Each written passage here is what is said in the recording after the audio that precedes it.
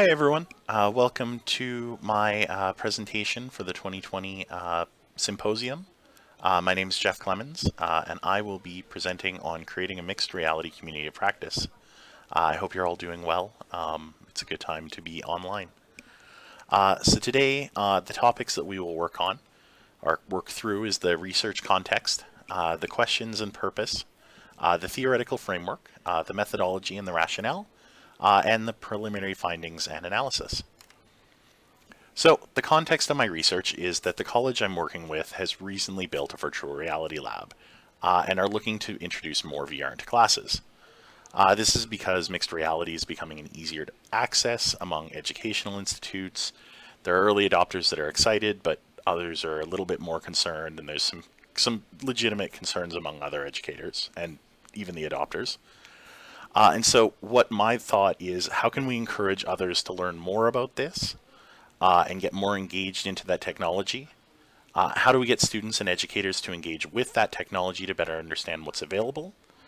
And in general, just connecting those early adopters who are excited, who are engaged, who want to use the technology, with the people who are potentially a little more concerned, who may actually give a really good background in saying, this is what I'm worried about, and may look at those issues that the early adopters maybe don't want to see necessarily through that community practice.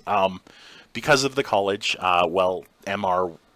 mixed reality will be something that's looked at. The main focus will be on VR in my research. So my question is, how can mixed reality contribute to the creation of a community of practice for learners and educators?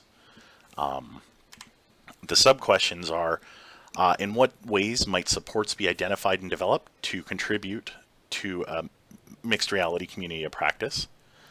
What is an engaging community of practice? And what are the needs of the learners and the educators?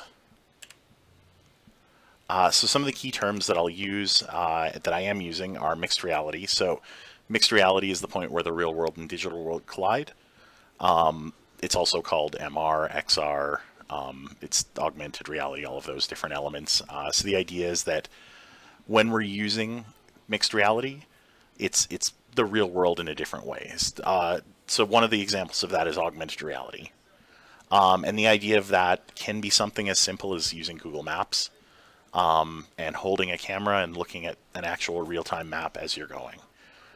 To putting on something like HoloLens and actually watching how to build an engine. So it's really where the real world and digital world collide together, and hopefully to create an experience that doesn't feel forced. A community of virtual reality is the other one. We'll go on the next one that makes sense. So virtual reality is where it's all computer generated imagery. So that's where we get into things like the HTC Vive or all of the Oculus tools. And so you get actually immersed into the environment by wearing a headset. And finally, the community of practice, which is probably the most important, is something that was created by Wagner and Trainer Wagner. And it's a group of individuals gathering together with a passion or some sort of shared profession to work together to improve what they're doing.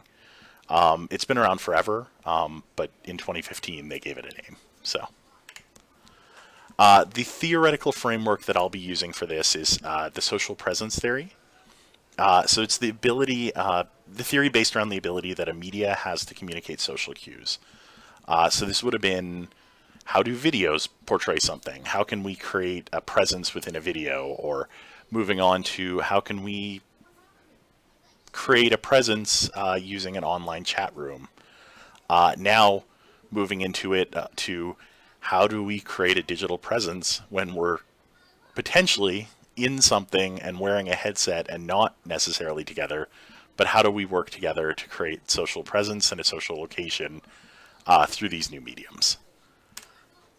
The methodology that's used on this is a metasynthesis, so it's qualitative work gathered from the research through Google Scholar, using the Mendeley Citation Manager to help keep track of it, and due to it being a relatively contemporary topic, I definitely looked at about a time limit of about 10 years, because that was about the time when the bigger name players such as Oculus and HTC began really putting out their technology. So the rationale behind this is that technology is expanding, and it's not good to be left behind is the idea I always had behind it. And so this is an opportunity for members of the college to help lead the way in a new growing technology. We can connect the educators and the students to a common area to move into that digital realm, which allows them that opportunity to then share it with others and move into something that's happening that is, as we're seeing right now, is becoming very, very relevant in the current climate with the physical distancing. How do we create a community where we can't physically be together, but virtually we can connect all we want? And so the idea is that the early adopters, the people who, like me, have a headset sitting beside their computer right now, can connect with the people who look at those headsets and go, I never want to put those on. How do we get those people to go, maybe I'll try it? And then also to connect all of those groups to help with authentic assessment and looking at a well-designed simulation. An example that I've looked at while doing my research is at the college we're working on a way to make it so that you can virtually test someone with something like some sort of breathing issue or asthma, where typically you'd be testing it on a classmate who is hopefully healthy. Now you can hear the sounds, and as the technology gets better, potentially get more of the haptic feedback. So preliminary findings, as I've started through this, I've found that adoption is affected by the perceived benefit. Users are more likely to use the technology if they feel it has a low barrier of entry or they feel supported. If it seems like it's going to be easy to use, not too difficult to introduce, and that they've got someone to help them. A huge thing is that they need to know that they're given the time, potentially the monetary support, and then someone to say, here's some support, here's some hand holding. So a community practice in that way is important. The quality of the experience actually has numerous effects. So if the experience is closer to reality, there's a lower cognitive load. So typically users want to use it more, simply because they don't have that issue of needing to imagine more. They have that opportunity to actually connect with others and create what they need. So, and then finally, reproduction fidelity, which is how close to the actual real world is this, and how close is it to replicating an actual real world experience that you might have, has a big issue on, or a big connection to the connection and how they view the usage of this. And finally, the support of those early adopters is extremely important. If there's early adopters to help support, to help the motivation, they typically are more likely to use it. So finally, that is the majority of what I've done so far. There's a lot more. Sorry, I was thrown off a little by a million pop-ups in the bottom corner there. So I'm really looking forward to your questions, anything else that you might have.